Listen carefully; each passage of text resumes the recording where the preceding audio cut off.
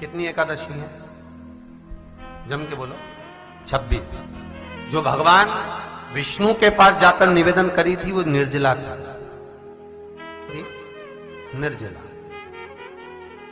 इसलिए सारी एकादशियों में निर्जला एकादशी की महत्वता शास्त्र प्रमाण करता है महाराज। पर हिंदू धर्म के 3 व्रत ऐसे बता दिए जिन व्रतों का पुण्य समाप्त नहीं हुआ।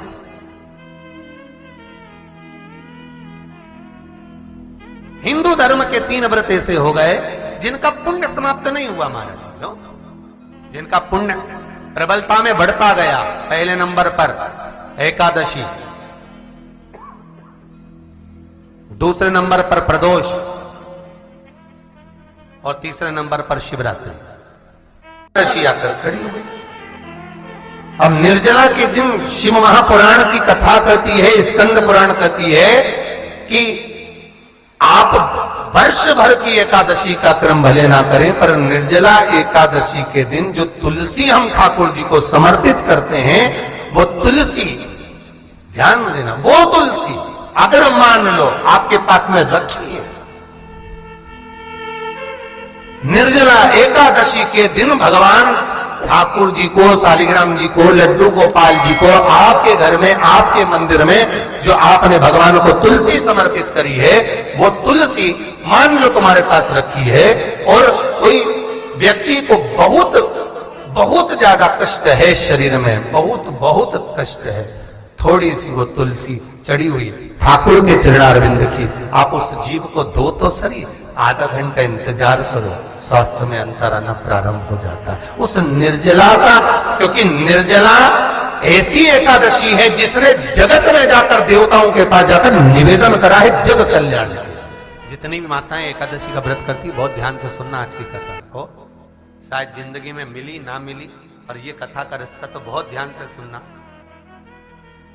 स्कंद पुराण यहां तक कहती है कि इस कथा के चरित्र को जो श्रवण कर लेता है उसको 26 एकादशी करना भी नहीं पड़ती। इस एकादशी की केवल ये कथा सुनकर ही वो तर जाता है।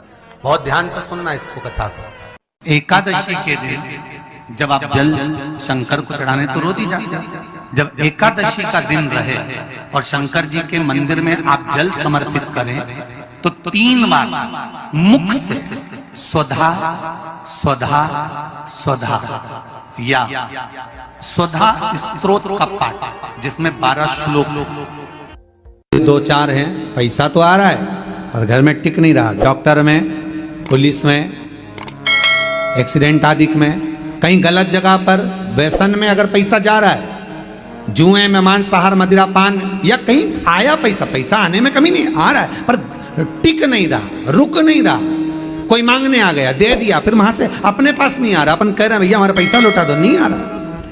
तो महाराज शिव महापुराण की कथा कहती है एकादशी के दिन गंगा के जल में मात्र 7 बेलपत्री डालकर जो नंदीश्वर भगवान, अर्थात जो शंकर जी के शिवलिंग के सामने नंदी होता है, उस नंदी के चरण पर गंगा का जल चढ़ाकर बेलपत्री शिव पर समर्पित कर देता है, उसके घर में रुपया रुकना चालू हो जाता है, फिर वो गलत जगह पर नहीं जाता, गलत स्थान पर वो धन जाएगा ही नहीं।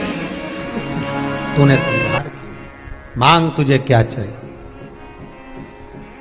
एकादशी ने भगवान विष्णु से कहा, नाथ प्रभु वर दे दो, मृत्यु लोक में जो मनुष्य मेरा व्रत करेगा, चाहे जलचर, थलचर, वायुचर या सांसारिक मनुष्य, मेरा अगर एकादशी का व्रत करेगा, प्रभु उसके यहां धन धान्य वैभव सुख संपदा बढ़ेगी और उस जीवात्मा को नरक नहीं भोगना पड़ेगा, सीधे वैकुंठ का उसको वास मिलेगा।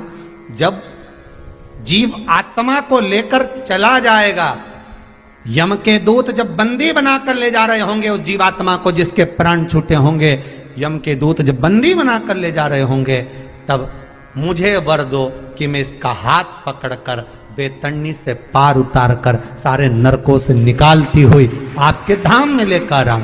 भगवान ने वर दे दिया, तथास्तु। हे एकादशी सुनो, मृत्यु लोक का मनुष्य अन्न का त्याग कर कर, क्योंकि अन्न में एकादशी के दिन पाप पुरुष रहता है, अन्न का त्याग कर कर एकादशी के दिन जो मनुष्य तुम्हारा व्रत धारण करेगा, उस व्रत को करेगा और उस व्रत को धारण करेगा, उसकी मनोकामना पूर्ण होकर वो मेरे ही धाम को जाएगा। ये तो हुआ एकादशी के जन्म की कथा। एकादशी के दिन गंगा के जल में मात्र 7 बेलपत्री डालकर जो नंदीश्वर भगवान अर्थात जो शंकर जी के शिवलिंग के सामने नंदी होता है, उस नंदी के चरण पर गंगा का जल चढ़ाकर बेलपत्री शिव पर समर्पित कर देता है, उसके घर में रुपया रुकना चालू हो जाता है। फिर वो गलत जगह पर नहीं जाता, गलत स्थान पर वो धन जाएगा ही नहीं। बेटा अगर व्यसन में पड़ा हुआ है, मदिरापान में पड़ा हुआ है, मांसाहार में, जुए आदि में जा रहा है, तुम्हें लग रहा है कि मेरा बेटा गलत मार्ग पर जा रहा है, ये मित्र दोस्ती गलत हो रही है, वो सही जगह पर आ जाए। करना है एकादशी। कई लोग इसको धन के लिए भी करते हैं, संपदा के लिए। संपदा के लिए अर्थात जिसका व्यापार नहीं चलता, जिसके घर में पैसा नहीं आता, या नौकरी नहीं लग रही, या सर्विस नहीं लग रही, आप अप्लाई कर रहे हो, जगह जगह जाकर इंटरव्यू भी दे रहे हो और पैसा नहीं आता, तो उसके लिए भी प्रयास किया जाता है। पर उसके लिए यहाँ पर जो धन के लिए करते हैं, उसके लिए विष्णुपदी के लिए करते हैं। मतलब जैसे गंगा के जल में तुलसी के 11 पत्ते डाले जाते हैं और उसको किसी भी नारायण के मंदिर में, राम कृष्ण शिव शंकर नहीं, राम कृष्ण भगवान विष्णु दत्त आदि जितने नारायण के मंदिर हैं, उस मंदिर में किसी भी पात्र में, एक छोटे से पात्र में उसको भरकर रखी जाते हैं महाराज। उससे भी जॉब सर्विस नौकरी में सफलता प्राप्त हो जाती है। परंतु वो भी एकादशी को ही होता है। कुछ देर तक पात्र को रखा जाता है, फिर वही पात्र का जल किसी भी वृक्ष के नीचे डाल दिया जाता है, उससे भी नौकरी के लिए फायदा मिलता है। गंगा का जल कोई साधारण नहीं। दशमी, एकादशी और द्वादशी, इन 3 तिथियों पर एक रोटी में थोड़ा सा मीठा रखकर सोमक पितृ का नाम लेकर यदि गाय को खिला दिया जाता है, तो अगर कोई पूर्वज प्रेत योनि में भी पड़ा हुआ होता है, भटक रहा होता है, जिसको पिंड नहीं मिला, जो अचानक मर गया होता है, अधोगति में चले गया होता है, उस जीव की मुक्ति दशमी, एकादशी और द्वादशी, ये 3 दिन सोमक पितृ का नाम लेकर रोटी में, पूड़ी में मीठा रख कर गाय को खिला दिया जाता है। ये 3 दिन तक तो वो पितृ कभी भटकते नहीं है, उनको मुक्ति प्राप्त हो जाती है मोक्ष में। नहीं, एकादशी है कौन, क्यों इसकी इतनी प्रधानता है, क्यों इसकी पुण्यता है, ऐसा क्या है एकादशी में जो इसकी पुण्यता मानी जाए? कौन है ये जो भगवान नारायण तक एकादशी का व्रत करते हैं? सुभद्रा जी को भगवान जगन्नाथ ने, जगदीश ने एकादशी का व्रत कराया था। बद्रीनारायण भगवान को माता लक्ष्मी ने एकादशी का व्रत कराया था। क्यों? चंद्रायण एकादशी व्रत की माता। एकादशी है कौन? तो कहा जिसको व्रत करने पर भगवान नारायण भी जिसका व्रत करते हो, भगवान माता लक्ष्मी जिसका व्रत करती हो, वो एकादशी है कौन? तो शास्त्र वर्णन करता है महाराज, स्कंद पुराण का सुंदर चातुर्मास्य खंड के अंतर्गत वर्णन आया है महाराज। एक बार भगवान विष्णु आनंद में विराजमान थे, पद्मावती और माता लक्ष्मी दोनों उनके पास में विराजी हुई थी। भगवान लक्ष्मी और पद्मावती दोनों बैठी, एक सिर के पास, एक चरण के पास। कुछ समय बाद वहीं पर ब्रह्मदेव का आगमन हुआ और ब्रह्मा जी आगमन पाकर भगवान नारायण पद्मावती से लगकर उठे और उठकर लक्ष्मी की ओर झुके। झुकने पर इन तीनों के समागम से भगवान नारायण के हृदय चित्त से एक कन्या प्रकट हो गई। उस कन्या का नाम एका था। क्या नाम था? एका। अब 10 उसके गुण इतने प्रबल थे, वो 10 गुण उसके बड़े प्रबल थे कि वो एका जिसको निहारती थी उसको संपदावान बना देती थी, जिसको देख लेती थी उसके जीवन में वो आनंद की अनुभूतियां करा देती थी। एका जिस मार्ग से जाती थी उस मार्ग के द्वार खोल देती थी। एका का पुण्य इतना पुण्य प्रखर। पद्मावती और लक्ष्मी ने कहा महाराज ये बेटी आपके द्वारा निर्मित हुई है, इसका कन्यादान करना चाहिए। हमारे यहाँ हिंदू धर्म में रीति है, जिस दिन कन्यादान करा जाता है उस दिन व्रत रखा जाता है। अब आजकल रखते कि नहीं रखते हो मालूम नहीं, और कन्यादान करते समय व्रत रखा जाता है। व्रत रखना है, एका का कन्यादान करना है। भगवान बोले कन्यादान करें, किसको दें? एका किसको दी जाए? एका प्रदान किसको करी जाए? पुण्यता किसको दी जाए?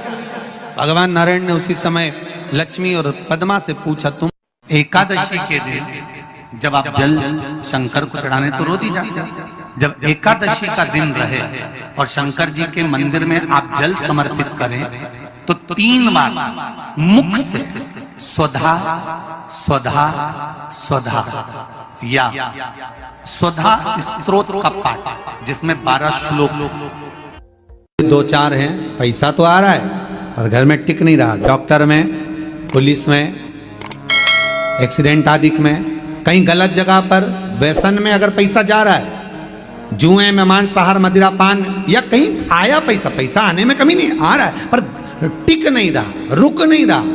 कोई मांगने आ गया, दे दिया, फिर वहां से अपने पास नहीं आ रहा, अपन कह रहे हैं भैया हमारा पैसा लौटा दो, नहीं आ रहा। तो महाराज शिव महापुराण की कथा कहती है, एकादशी के दिन गंगा के जल में मात्र 7 बेलपत्री डालकर जो नंदीश्वर भगवान अर्थात जो शंकर जी के शिवलिंग के सामने नंदी होता है, उस नंदी के चरण पर गंगा का जल चढ़ाकर बेलपत्री शिव पर समर्पित कर देता है, उसके घर में रुपया रुकना चालू हो जाता है। फिर वो गलत जगह पर नहीं जाता, गलत स्थान पर वो धन जाएगा ही नहीं। तूने समझा, मांग तुझे क्या चाहिए। एकादशी ने भगवान विष्णु से कहा, नाथ प्रभु वर दे दो, मृत्यु लोक में जो मनुष्य मेरा व्रत करेगा, चाहे जलचर, थलचर, वायुचर या सांसारिक मनुष्य, मेरा अगर एकादशी का व्रत करेगा, प्रभु उसके यहां धन धान्य वैभव सुख संपदा बढ़ेगी और उस जीवात्मा को नरक नहीं भोगना पड़ेगा, सीधे बैकुंठ का उसको वास मिलेगा। जब जीव आत्मा को लेकर चला जाएगा, यम के दूत जब बंदी बनाकर ले जा रहे होंगे उस जीवात्मा को, जिसके प्राण छूटे होंगे, यम के दूत जब बंदी बनाकर ले जा रहे होंगे, तब मुझे वर दो कि मैं इसका हाथ पकड़कर बेतन्नी से पार उतार कर सारे नरकों से निकालती हुई आपके धाम में लेकर आऊं। भगवान ने वर दे दिया, तथास्तु। हे एकादशी सुनो, मृत्यु लोक का मनुष्य अन्न का त्याग कर कर, क्योंकि अन्न में एकादशी के दिन पाप पुरुष रहता है, अन्न का त्याग कर कर एकादशी के दिन जो मनुष्य तुम्हारा व्रत धारण करेगा, उस व्रत को करेगा और उस व्रत को धारण करेगा, उसकी मनोकामना पूर्ण होकर वो मेरे ही धाम को जाएगा। ये तो हुआ एकादशी के जन्म की कथा।